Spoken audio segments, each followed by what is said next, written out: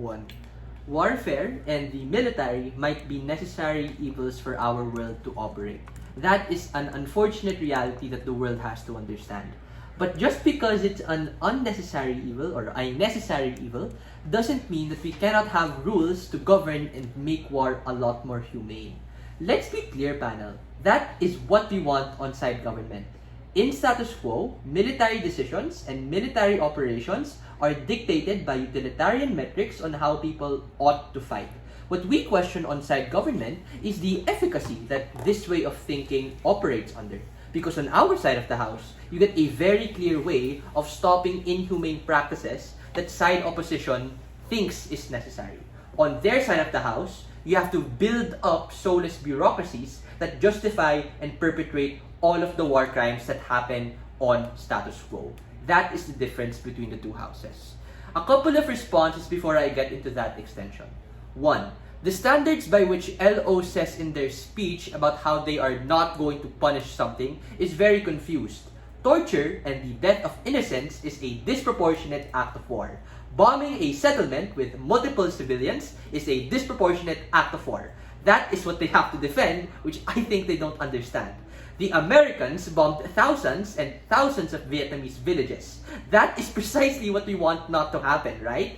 This didn't work. It hasn't worked in Iraq. It hasn't worked in Afghanistan. Current military practices are dog shit, and we're here to change that. 2. The rhetoric that we get from LO is exactly what the Democrats and the Bush administration has done to entrench the US in multiple wars and proxy conflicts. The rigid metric of utilitarianism in and of itself is bad. We believe in changing conditions that happen on the ground per particular soldier. This justifies the disproportionate reaction and makes wars longer and bloodier than they need to be. 3rd, the bloodlust we get on opposition is a lie.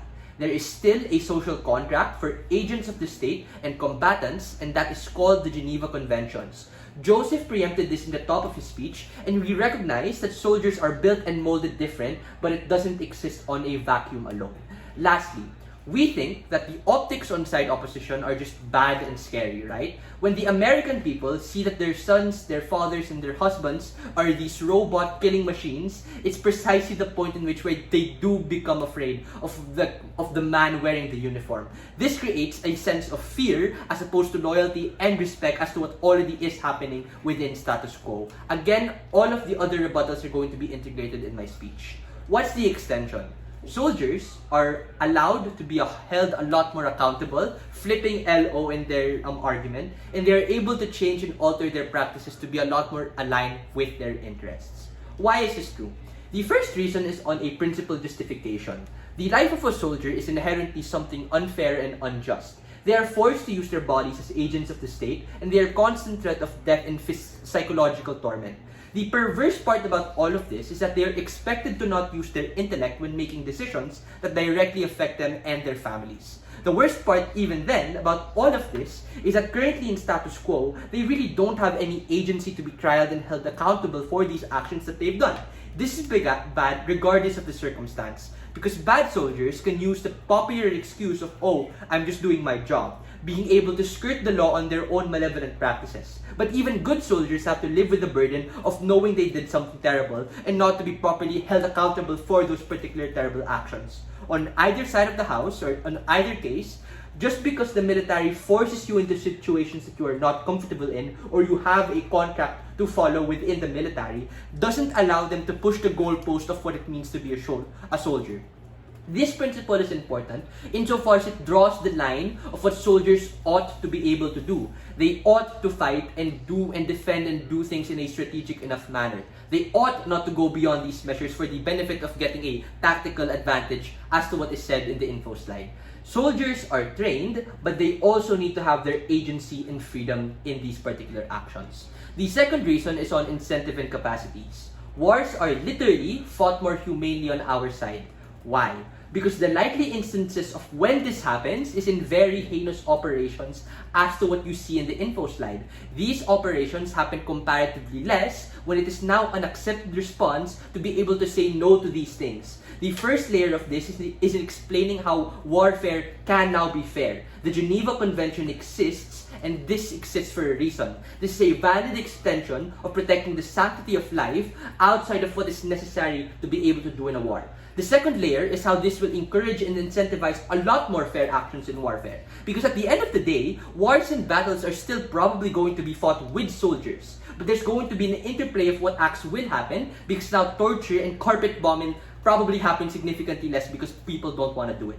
The third reason is on pragmatic benefits. Pragmatically speaking, fights will be a lot less bloody and a lot less inhumane. Because let's think about it. If it was legitimately justified to not do a military action by a soldier, that in and of itself allows soldiers to not die. This is a responsive mechanism to Elo's point on the blame being put on the soldier.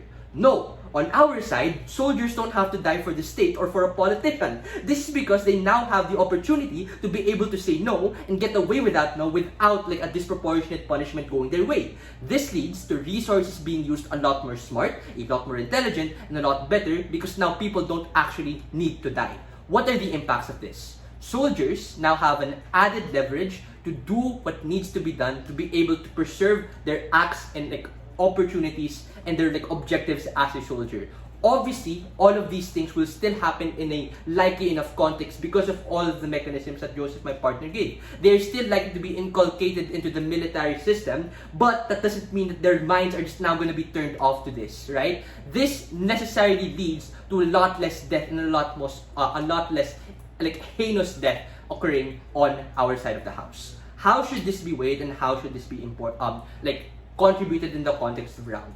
What we are trying to say is that the problem that exists in status quo is that the way in which the military conducts operations is something that's bad and necessarily harmful to the soldiers and the people that these combatants affect. On our side of the house, when you allow these people to make a conscious decision to say, no, this is not what we're going to do, it leads to a whole lot less of these bad and controversial things from happening. It does lead to a lot better practices from actually happening, insofar as that is probably the thing that will actually affect most of these people. For all of those reasons, very, very proud to propose.